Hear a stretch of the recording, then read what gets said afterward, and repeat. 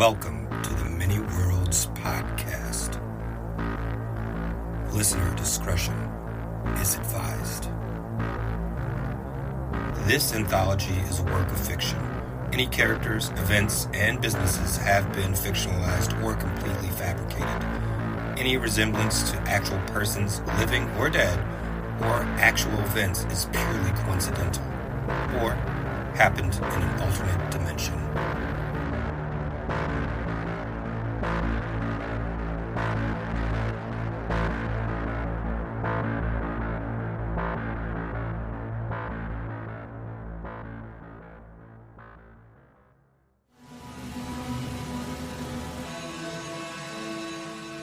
They all think it's about the money, but it's never about the money. It's about control. Always was, always will be. And no one's listening, are they? Not really. Not anymore.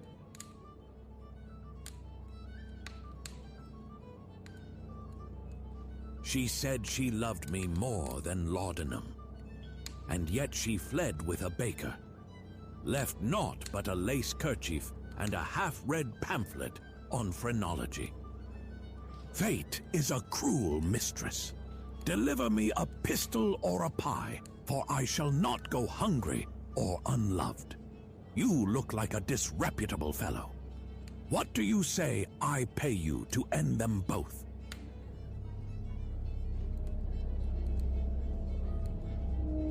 I once knew a girl, proud as can be, who said I'd ruin your life forever, and drunkenly kissed me when I was a lad of 23. At 26, old Billy Daggett's head took some licks on the streets of old London. The fog parted. I told the crowd the bastard had it coming. I stabbed a whore who owed you 6 pence. She had more tits than sense. Oh, the scream as the blade stuck deep. Hot crimson all over gloved hands. When the constable came and threatened to break my skull open, you satisfied his needs and he laughed in my face and tossed you a token. I shot him in the stomach on a cold February day, an outlaw. I decided in America we'd go and stay.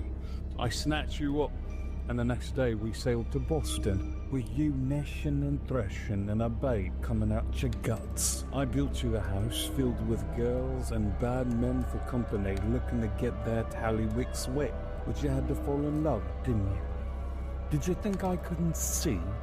Nothing but foul lies on our anniversary. I roared, you can lie to yourself, but not me.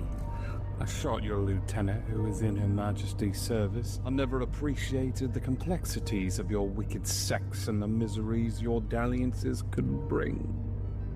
I beat you bloody and left a scar on your ruby red lip with my silver signet ring. Bruised face and silent, we fled to the frontier. You said God would never forgive me. Finally, you howled like a cat and wept like a pop till you were empty. You constantly bring his bravery up, yet I'm the one that built you a cabin. Wish you'd loved me as intensely, Mary Carl. Why couldn't you look at me so immensely? I see the look in your eyes. I know you'll always be against me. I chopped down a tree and leveled the trunk, and for 3 days I sat and drank my whiskey, not caring if you were mad at me. But now, dear heart, I'll show you what a true demon can be. I tear you from the house and lay your greying whore's head tied down to the block.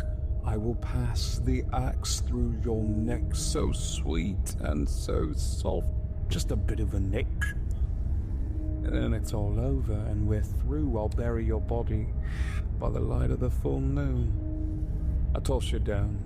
You beg and you cry like many cowards before, but you can't trust the words from a whore. I try and shrug off all your talk of love and remembrance. You talk of the heat of our bed. We could still see our son maybe, and I can't remember if he's dead. A silly thought runs around in my head, the quake of a snake and the jingle of lead. Can we begin again and see this life through? She believes in me so much. She reminds me of you.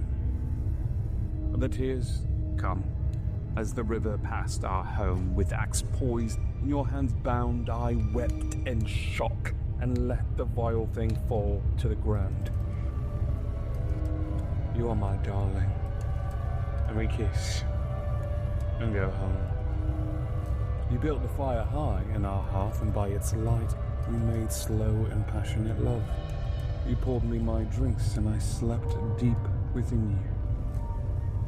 When I woke, she said she'd been debating on whether to kill me in my sleep or to see the look in my eye when a knife cut so sharp and deep. She told me she dreamed of a day when I would leave her alone, and feared it, that I'd ruined her life with my murder and strife.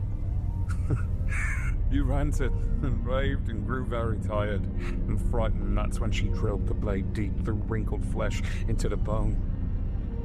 It tore at my arm and I screamed. You said I shouldn't brag, nor should boast, but I knew I wanted you the most when you cracked old Billy Daggett's head in the black deeds in black streets. Just for me, it made me swoon from parts so deep. The daylight burned as she flayed my legs, gutted a raven, and put a silver spike in my head. In a back street, where we took our toll and sold our meat, I learned my craft in 1302, and my darling Pimp, all that time I have been waiting for you. She sewed flowers into my chest and ingest a toxic brew. I died there and looked at the wreck of me.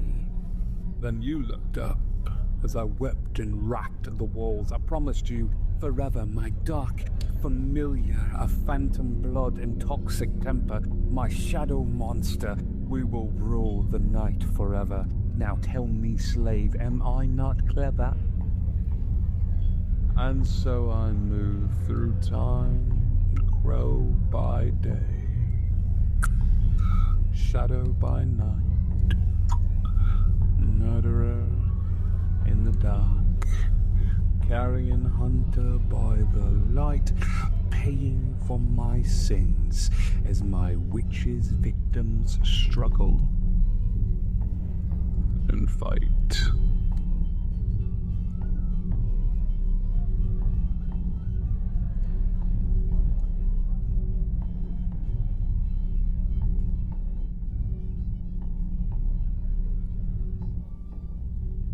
I asked some of my fans what the moral of The Witch and the Pimp was.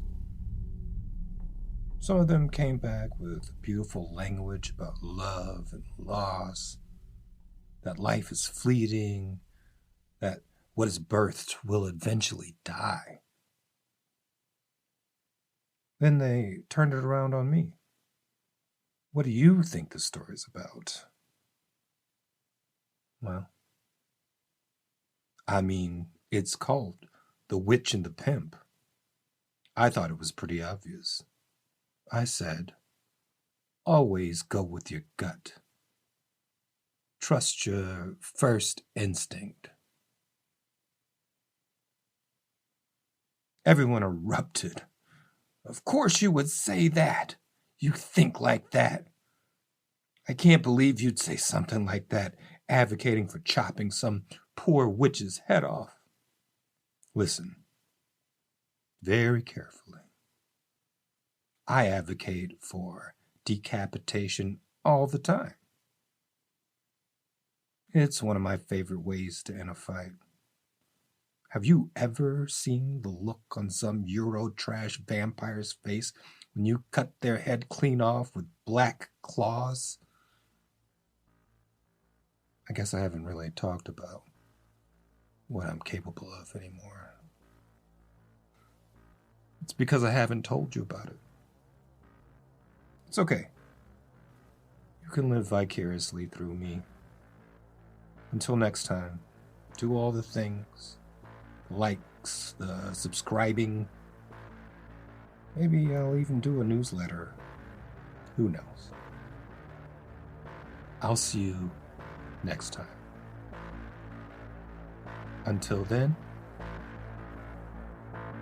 don't look behind you. The poem, The Witch and the Pimp, was read to you by William Robert McCoy.